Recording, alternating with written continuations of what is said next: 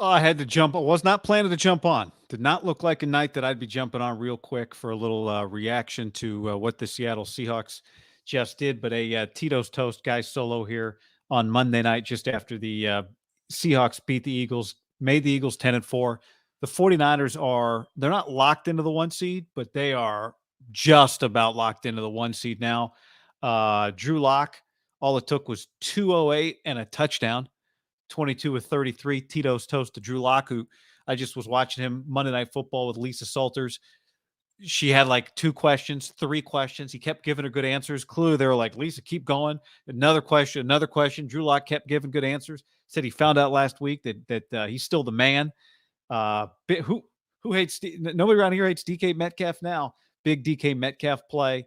Seahawks 20-17. Philly's now 10-4. So the Niners at 11-3 are in incredible shape for the one seed, which means playoff bye, which means home field throughout, which means homish crowds on the road, but true home crowd, weather.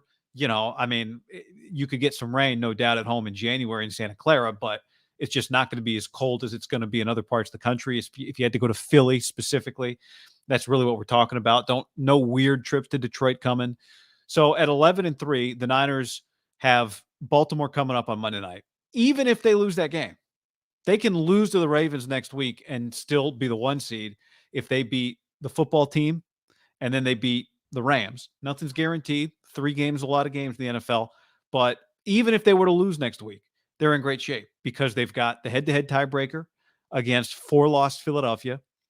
They've got the head-to-head tiebreaker against 4-loss Dallas.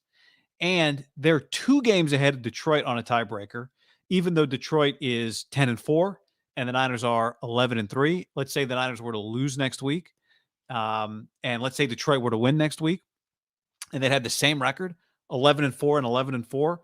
The tiebreaker, since those two didn't play head to head, the next tiebreaker, the first tiebreaker for them would be conference record. And the Niners are 9-1 in the NFC. Detroit is 6-3 in the NFC right now. So the Niners are 2 games better in the loss column. Okay. That means they'd have to lose in order to just tie Detroit in that tiebreaker. They'd have to lose to both Washington and the Rams. If they ended up with the same record, then you'd have to go to another tiebreaker. So the Niners can't lose to Detroit unless they have a worse record than them, and there is no tiebreaker. Or if they end up losing both of those last 2 games of the year, and then we go to another tiebreaker, but we're not going to get to that tiebreaker here. So that is to say, the one seed's not done, tied up, but the one seed's pretty tied up. And the beauty of the tiebreaker with Detroit is that the Ravens, the toughest team the Niners are still going to play, is an AFC team. So it doesn't affect that tiebreaker at all. Now you lose that game, it does make week 17 and week 16 and week 17 and week 18. It does make those games, more urgent. There's no question. But in a weird way, this kind of reduces the urgency on the Ravens game. You don't have to win this game now to stay ahead of the Eagles. Now you win that game and then you win, week 17, and then maybe you can put the thing on ice. But how much, John and I talked about this the other day, how much would you really shut it down week 18? But, this thing has flipped very fast. All of a sudden, Philly's lost 3 in a row. And the Niners that looked like a long shot to be the one seed, not a long shot, but, they were not in the driver's seat for the one seed. Now they've got it. Now they've got, and this team, any team is good off a bye. I don't know that Philadelphia to me is an example of a team that would be good off a bye because of health. I don't know that they're necessarily good off a bye because, they're scheming stuff up. How good is their offensive coordinator? Time will tell. They just flip-flop DCs. Sirianni can't help. We've said this for a long time about Sirianni. Sirianni can't help you. He's not really doing anything to help you out.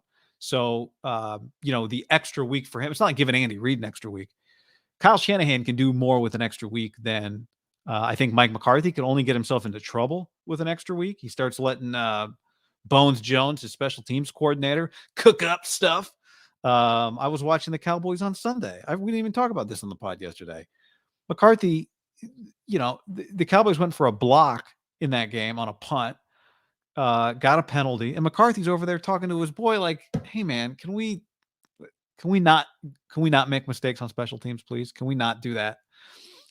So an extra week is no good. McCarthy an extra week only gets him into trouble. But Kyle Shanahan with an extra week, and given the state of this team right now, like they haven't played the Ravens yet. We'll see if Armstead or Hargrave's going to play. At this point, if you're just playing the odds, you say unlikely they both play. And maybe, one thing I'd wonder, do the Niners, now that Philly lost, did the Niners approach that Ravens game with injuries ending differently with Hargrave and Armstead or Armstead? So it's a team that, they've had more than good enough health for them, but not 100%. So they, without question, could use that bye, and it gives Kyle time to cook things up. So a massive, massive, massive result for the 49ers on Monday night. I did not think it was going to be possible, especially early in the game where it looked like Seattle was just not going to be able to score. Pete Carroll takes an awful timeout with the play clock winding down in the red zone after clearly on the replay Drew Lock was down trying to throw the ball away. They said Drew Lock was not down, incomplete pass. They didn't really realize it.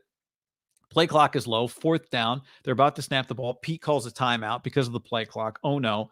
Then they review. Then they say he was down. Then they kick the field goal. Who knows? Maybe that saved the game for Seattle. Maybe Seattle, if they go for it, don't get it there. They're down 7. Then the touchdown ties it. And then Philly's got time to take this thing into OT. Instead, they kick the field goal. They score the touchdown. They go ahead and they win the game. So maybe that little blunder ends up saving the game for them and saving it for the 49ers. But at the time, I thought it was a disaster.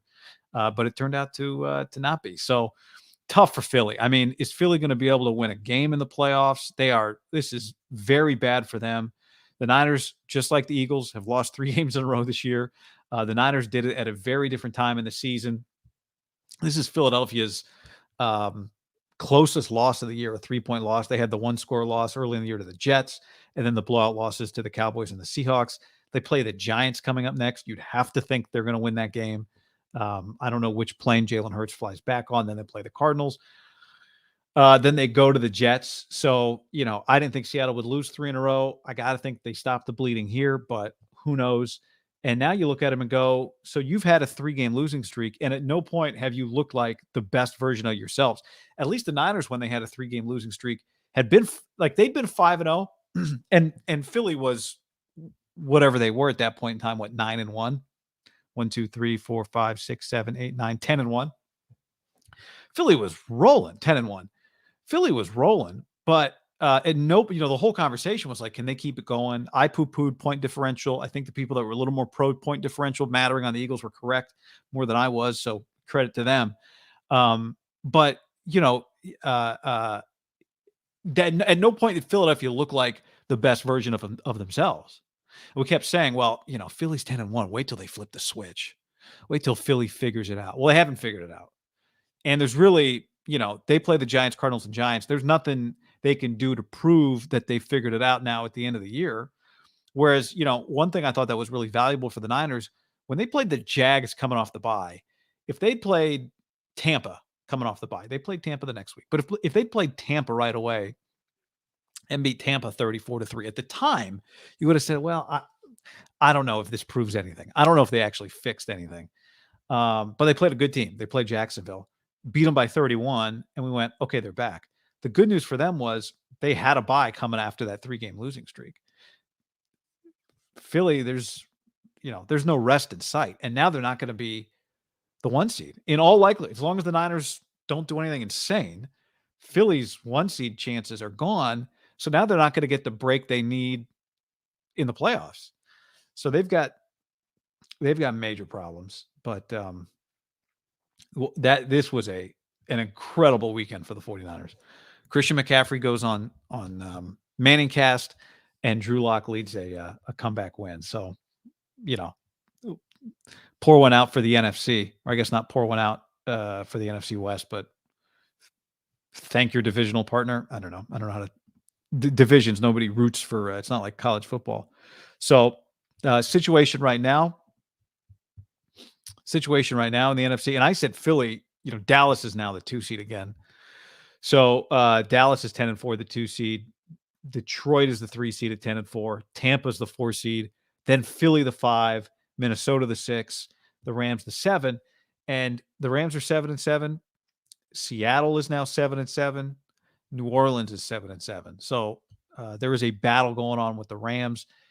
If you're looking at it from a Niners perspective, to me, I'd prefer you get the Rams out. I think the Rams would be, you got the Rams number, I know, but that's just a real professional organization with a real quarterback and a real coach. So, I don't think Pete Carroll and whoever they're rolling out a quarterback is going to beat you at this point. But Sean McVay and Matthew Stafford, that's just a real football team. So, they could sneak up and get you if you're not dialed. So let's see here. So, at this point, Dallas would play the Rams, Detroit would play Minnesota, Tampa would play Philly. Philly would have to go on the road, which, I think they win that game, but you just have to get on a plane and travel. So, the one thing that'd be a little scary, I don't know. Part of me would prefer Philly be the 2 seed and Dallas be the 5. And it's more likely you get Dallas earlier than Philadelphia. I know Philadelphia doesn't look great right now, but they got parts. Whereas I think, you've got Dallas's number, but the Niners feel like they got Philly's number at this point too. So that's, that's too far out to plan. But I mean, this is all you could ask. This is the team that is now, they've been for a while a Super Bowl favorite. I think since they came back from that losing streak and started winning for a few weeks now, I've said that I think the 49ers are going to win the Super Bowl. I don't think they're going to have another letdown like they did early. The Shanahan teams, they tend to just have the one, only got to tell them once, then they bounce back and get things moving. So they're in great shape. This is all you could ask for. Get the Ravens head to head, see what that matchup looks like on Monday. I don't think the Niners will treat it any differently because of this. They want to establish. They are playing like a team, and I've said this repeatedly, and it's hard to have it. Philly's playing like a team. Right now, they look like a team that their best shot to win the Super Bowl was last year. If the Niners had won a championship in the last 2 years, if they'd won a championship in 2019, would they look a little different? I wonder if they would. They have such an edge to them on every play in every game. They play like a team that is starving. They play like a team that's starving for a championship. And I do wonder, would they look quite the same way if Debo had a ring, if Kittle had a ring? If those guys had a ring, Ayuk, if those guys had rings, if Armstead and Warner, would they look like this? Maybe they would. Maybe they'd be trying to win one for Christian and Purdy, but they don't. And the situation we're in is they just look like a team that is absolutely firing on all cylinders. They look like they've been working towards this goal, not for a few months, but for a few years, and they have been. So they've got the eye of the tiger, as they say. A couple of super chats here from Tung in honor of the 49ers division championship shirt, the number 1 seed for the Niners. It's a Drew Lock. It's not bad. Super chat. Do you see the Ravens defense as a big threat to the Niners? They have stars at linebacker and safety like the Browns. Yeah, absolutely. They're a real team. I think right now to me, the scariest teams in the league. It's funny to say that Buffalo's won because they're not in the playoffs right now at 8-6, but you'd have to say Buffalo from like a Niners perspective. The teams that I think would be most likely to stand in their way when it comes to winning a Super Bowl, if you ended up with Kansas City, you'd end up with a really good KC team who'd have won on the road maybe a couple of times in the playoffs. Mahomes would be playing well. So that would be a team you'd have to say, you'd have to be concerned about. If somehow Buffalo gets there because of Josh Allen, you'd have to say the same thing about them. I would not say that about Miami. I would say it about Baltimore. And that's about that. Like you would, Buffalo, Philly at home, Dallas at home, whoever. Like anything can happen in these playoff games. So you have the appropriate level of respect for that. But to me, Baltimore is on the short list of that team could that team keep them from winning the Super Bowl? Yeah. And part of it is just what's the common thread? Kansas City, Baltimore, and Buffalo, just quarterbacks that can be special. And it'll be interesting on Monday because Lamar statistically from like the total touchdown percentage, the total touchdowns accounted for, the numbers don't jump off like that guy should have the MVP over Brock. They just don't. But when you watch him with the eyeballs, you go, holy smokes, like that is what an MVP looks like. So for that reason, now you asked about the defense. Yeah, absolutely. Um, it, it, it, it can't always be that easy. Baltimore is the last statement game. Baltimore is the last regular season statement game. But then the statement becomes, if it feels like you've sewn it all up, are you able to head into the postseason with momentum, or do you taper off at the end? This team doesn't, I don't think, feels like it has any taper in it. Watch Seattle make the playoffs and knock us out. LOL. Nothing is guaranteed. Hit that like button, subscribe to the channel. Appreciate that. Impromptu, quick live. If Seattle had lost this game, I was showering, watching an episode of Fargo, and resting up for tomorrow's big haircut. But Seattle won the game. Pete Carroll's got a. Not only does Pete Carroll have a hat on backwards right now, Pete Carroll has a dad cap on backwards. Now, it's one thing to put on a mesh back, flat bill, snapback hat on backwards. It's another thing to put like a baseball cap on backwards. But Pete Carroll's wearing the dad cap, which has like no structure, with the canvas strap with the buckle. He's wearing that backwards right now. This is a good look for Pete, actually. Let me see if I can get this fast technology. Somebody said to me the other day, they're like, I see the arrow a lot when you're on the screen. Have you ever heard of PowerPoint? And I just do what's quick and simple here. There you go. There's Pete. Look at that. That's a dad cap backwards over the hair. This photo makes me think that Pete Carroll just won the NFC West. I don't know, but he's happy. So not worried about Miami personally. That game was last year. What's his name took one to the house to start the game. And, then the route was on. But I just think the Niners got the better quarterback, better defense for sure. I'm not worried about that. But, Dan says Miami can hang 50 any day of the week. Kyle's had slow starts and at times gets stuck on the game plan too long. Could be 21-0 quick with a couple 3-and-outs or a mistake and a 3-and-out. So that would be your fear, is that they get a fast lead, run away, because you don't, I mean, it's when has that game occurred though? They haven't played the Niners defense. So Tua has not played. I mean, I think the Niners would match up. No one matches up well with Tyreek, especially Will Compton's team. But I do think the Niners match up well with Tua. Now, he gets the ball out really fast, right? Fastest in the league, time to throw when we look at those numbers. But I do think the Niners still would match up well with him. And, Miami's a real football team. Don't get me wrong. I just think that the defensive differences in that game would be the difference in that game. Tua in a muddy pocket ain't good. No, and again, his time to throw is number one. But every time I look up and watch him, I see a dude running for his life. Not every time, but often. Can Miami take a punch? I don't know.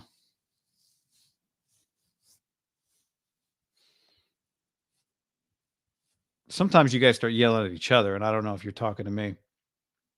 Todd says on Will Compton's team, McCaffrey plays both ways. Ha, ha, ha. Yeah, that was a twist. Will Compton's team, McCaffrey playing both ways, was a twist. With two Iowa corners, there's got to be somebody else.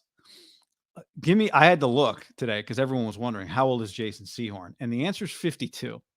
Looked it up. Gates says Kyle Shanahan is a choker. Brock Purdy is not. I disagree. I don't think Kyle's a choker, but I guess for some people, he's got to go prove that he can win big games. He has not done it. I don't have any doubt in my mind that he's fully capable of it. So, but if somebody wants, if you're saying he's got to do it before you buy it, that's fine. Rick, my opinion is I'm not thinking about Super Bowl. I'm thinking right now about the Niners to win the last games. They could do it too. Yeah, win out. This is going to make Christmas dinner more relaxing. Yeah, that's true. Christmas Eve and Christmas dinner more relaxing. Tommy, pretty sure McCaffrey would play the same with 2 rings. I agree. I said that, and I was like, I think Christian would look the same with uh, week 18 is a first half game, just like week 16, 94 versus Minnesota. Yeah. Then the starters hit the bench. That might be even that might even be a little much. Depends on what the Rams are playing for. Ravens game with less stress. I prefer the stress personally, but I'm a huge fan of the channel, says Darwin. But it's so nice to watch Philly live post game shows. Philly fans are asking for Sirianni's head. LOL. I don't think they're crazy. I do think you could really question if you asked me right now. This is the end of the 2023 season. What are the odds that Sirianni is the Eagles coach in 2025? I'd say 50-50, 55-45 favor that he is, maybe slightly more in favor that he is, because he is, the thing, if you were going to bet on it, you'd say, okay, a bad year is going to be whatever. Let's just, let's say they lose one of the last two, 12-5. Now it's going to feel worse than it looks on paper when you check the Football Reference page. But he is Howie Roseman's guy. So that would be, handpicked, kind of able to control it. The problem with Sirianni, and maybe this is part of when you control the guy, you don't get the guy who can fix too many problems. He needs you to fix his problems for him. Is that sometimes he needs you to fix his problems as the general manager for him. He does not call plays. We've now had the second time in his 3-year tenure they've had to take play calling away from a coordinator, and the first time it was him. Not ideal. So I think it can unravel quickly. They won a championship and got rid of Doug Peterson, but that might have been more difference of opinion. I don't get the sense that Sirianni is going to butt heads with Howie Roseman. So maybe that keeps him in his job. But right now they've got problems, and their head coach can't fix it for them. So I'd say, I'll go 55-45 4. I'm going to say slightly better than 50% that he's still the coach there in 2025. But I for any Eagles fan that's saying out with Sirianni, it's too soon for that. But it's not. I don't think it's as crazy as some people think. Like, this year's been even the whole thing has been a little eye opening. Just that he was your offensive guy, and you took play calling from him mysteriously in the first month. That's weird. And now he lost both coordinators, and it doesn't look the same. What else we got? Let me scroll here.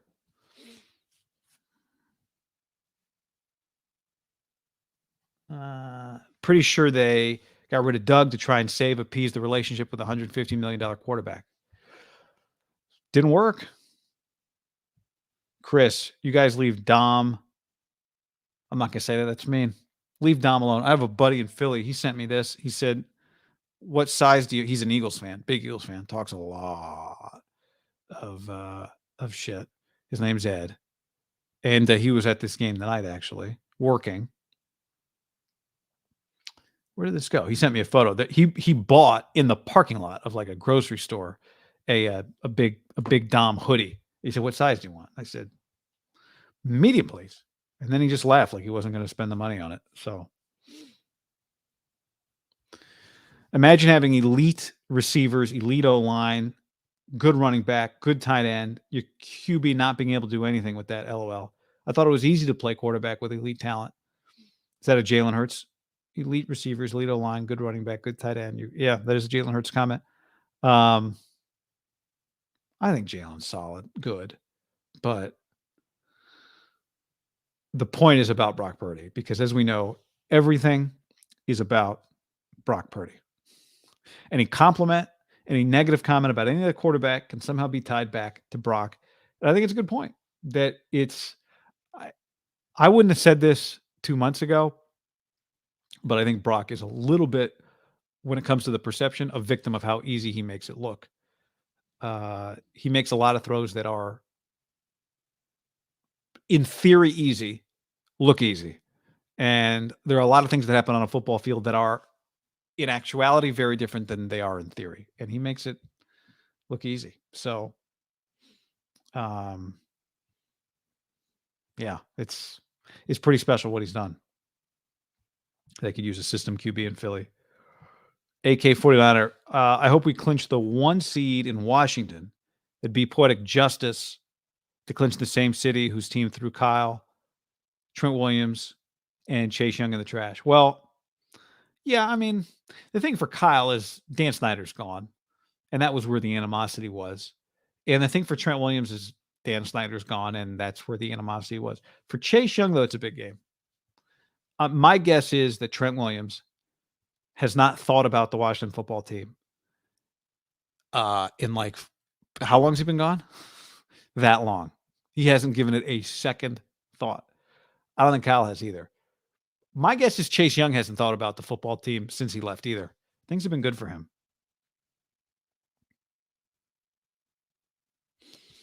Miles, it happened with Montana too. He'd throw these soft passes or throw guys open and not just pop.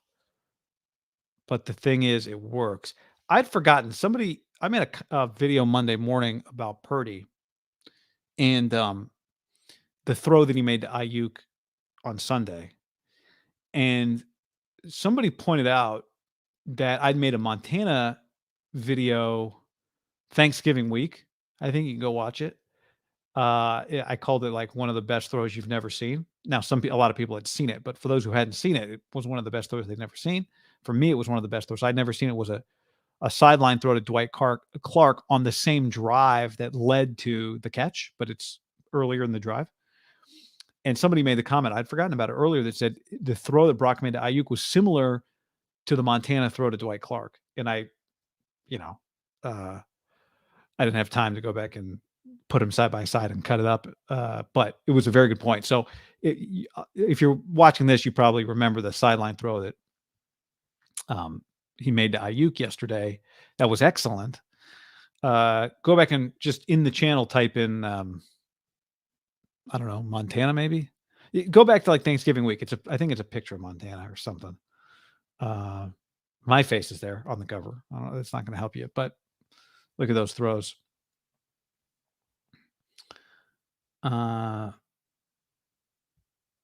What's in the closet? I don't know. Not my house. I haven't opened that closet. Not my room. I don't snoop.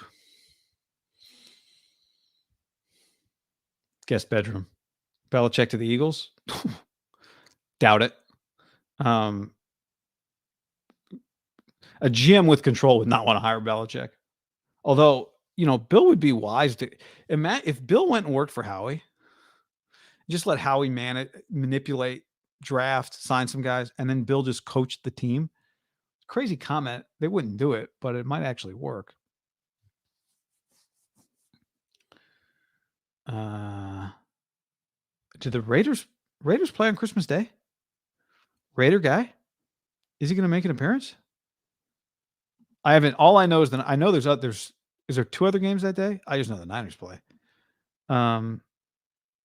Jets, Eagles. Ooh, before the Niner game. Raiders, Chiefs. Oh yeah. You get Raider guy on Christmas Day and guy on Christmas Day. There you go.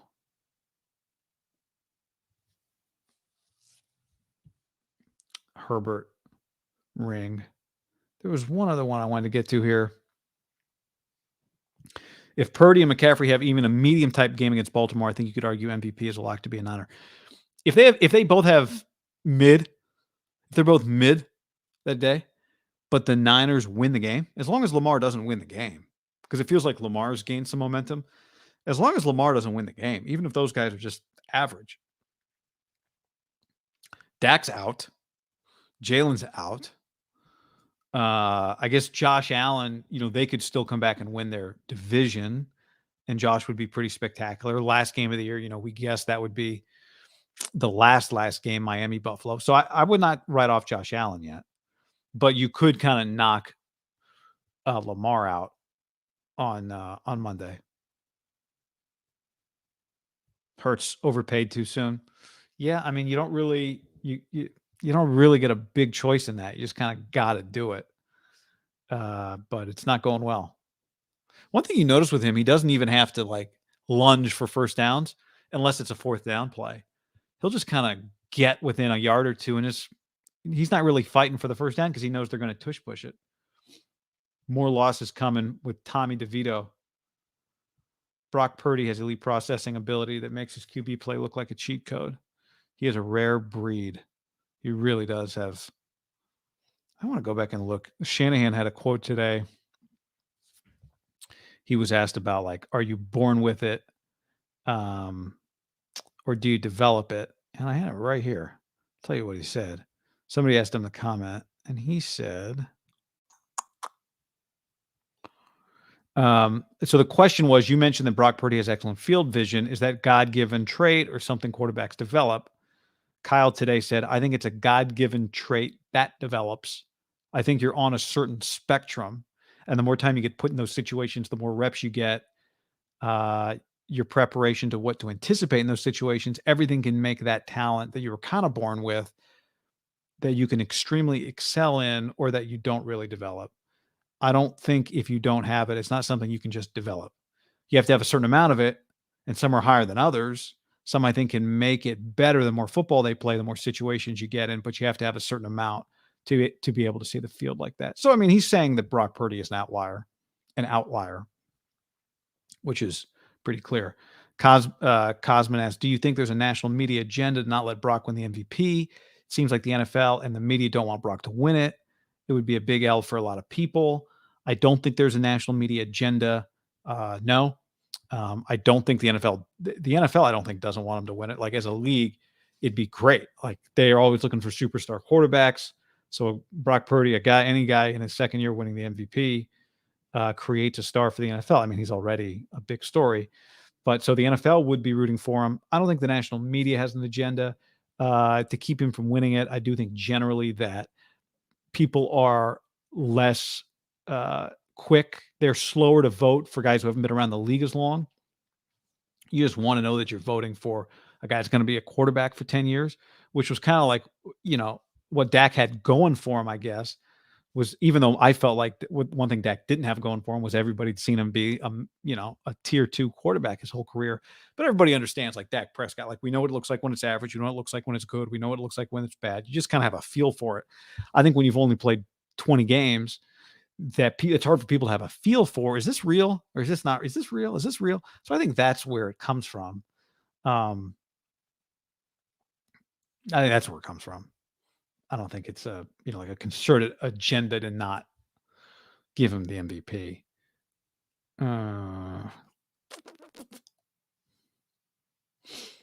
We need a Haberman and Middlecoff live game cast like the Mannings for Christmas. It's not going to happen for a couple of reasons. One is Christmas.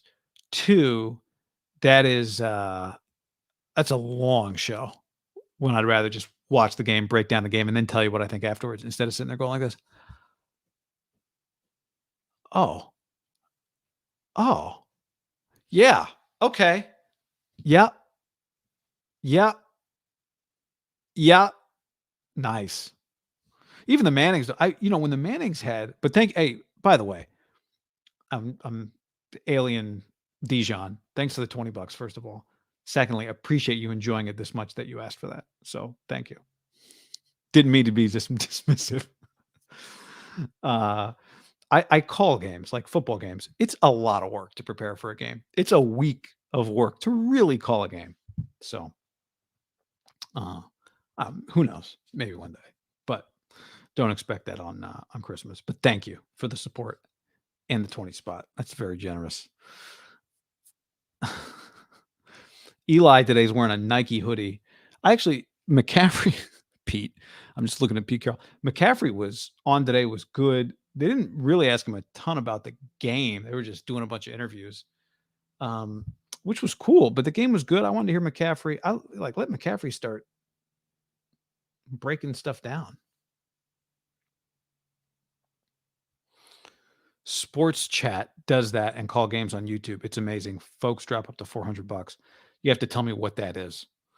Well,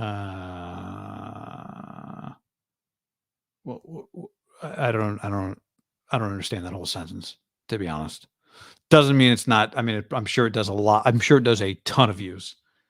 Um, but I'm not familiar with that. Mm, Brock deferred money. McCaffrey was well. Oh, Chat Sports. Got it. I am familiar with Chat Sports. Yes. And it does do numbers from what I can tell. Does a lot of views and clicks. I misunderstood the whatever that was. Sports chat sports. Yep. Would rather face Seattle than the Rams in the playoffs. Agree. I agree with you on that. Glass City, I'm not celebrating just yet. 49ers still need to win 2 out of 3 to retain the 1 seed. Injury list is size of Manhattan. Because of this, Baltimore and the Rams are losable games. I'll celebrate when it's official. Okay. Why is Lamar up for the MVP with 22 touchdowns, 13 turnovers? Well, if you watch any of what Mike Tirico was saying on Sunday night, it was very eye testy. And it's, I think that's part of it with Brock. It's not always going to come down to the numbers, especially in a year like this where it feels wide open. So there's one thing you can't deny. It is eye testy. It's extreme. Lamar is extremely eye testy. Shades says Chase from Chat Sports mentions you from time to time. He watches. All right, sweet. What's up, Chase? I've seen their videos. His videos. He grinds. Does a lot of work. Does Eagle stuff too. I've seen some of that. And I like it. I respect that hustle. When I say hustle, I don't mean like side hustle. I mean like just the hustle of working hard. Yeah. Drew Lock isn't scaring anyone. Stafford, Cup, Puka, dangerous. There is no question. There is no question. You would rather Seattle get, if you're the Niners or anybody else in the NFC, you'd rather Seattle gets in over the Rams. Also, McVay, legitimate coach, excellent coach, excellent coach. He's proven in some ways he's proven just, I mean, I'm not going to say just as much, even last year without Stafford, but he's proven just as much. He's proven a lot post Super Bowl.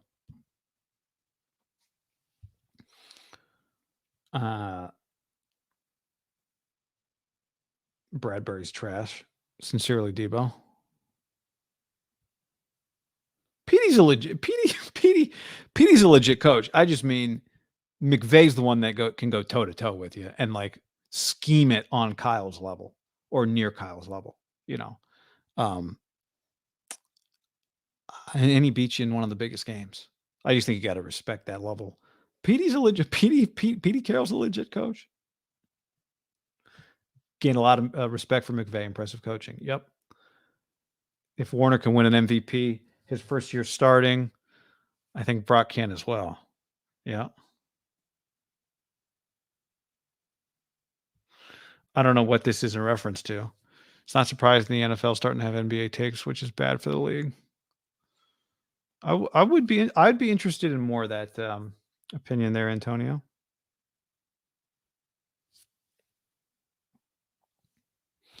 Scott, the media has a firm anybody but Purdy stance. When one of their favorites, usually East Coast Dallas candidates, falters, they just replace him. Hurts, Dak, Reek are out. Allen and Lamar are in. Look, man, as someone who's talked about Purdy as a legitimate MVP candidate for a long time, I don't think it's illegitimate to talk about Allen or Lamar. I don't think that's illegitimate. McVay interviewing Kyle on his podcast was very good. That was very good. Flying Coach a couple of years ago now. All those episodes are really good. Still hold up. The Mike Tomlin one was excellent. Why are we talking about Josh Allen 15 for 94 yards? Yeah, I mean they ran the rock yesterday. That was not the MVP performance. Don't get me wrong. I'm just saying he can definitely throw his name into the hat, given that it feels like they're making a late charge here. So he can throw his name into the hat there. Sean, glad you're up. Thanks for the 20 spot. Praying for your show's prosperity and popularity next year. You notice we miss tackles when linebackers have to take Armstead's place. It's our bag this year. This is what it's in our bag this year. It's our bag this year. This is what a QB should look like. Be blessed. Appreciate that, Sean, very much. Yes, it is a lot hard. Yes, I've noticed that. And Sunday was a great example of why you need Armstead and Hargrave back. No question. You need those guys. I don't need you. You're a different team when you have those guys. So go for those who doubt that Purdy's an elite fit in certain categories. One of them being that they suffer from the Dunning-Kruger effect. Their lack of understanding inhibits their reasoning. Gopher, who is a U.S. veteran based on Air Force veteran based on this badge here. So thank you for your service. And now you're going to make me Google Dunning-Kruger, which is brought to you by Pig and a Pickle, I think. Dunning-Kruger is a cognitive bias in which people with limited competence in a particular domain overestimate their abilities. Those who doubt Purdy fits in elite, so people are overconfident. Tendency of people with a low ability in a specific area to give overly positive assessments of this ability. Yeah, you're gonna have to tell me more about that one. But I'm glad smart people like you are serving this country. So thank you. Occam's razor. We could talk about Occam's razor. I gotta do a little more wiki reading here. Not knowing the scope of your own ignorance is part of the human condition. That's a good quote. The problem with it is we see it in other people. We don't see it in ourselves. The first rule of the Dunning-Kruger Club is you don't know you're a member of the Dunning-Kruger Club. All right. That's very good. I like that. Good comment.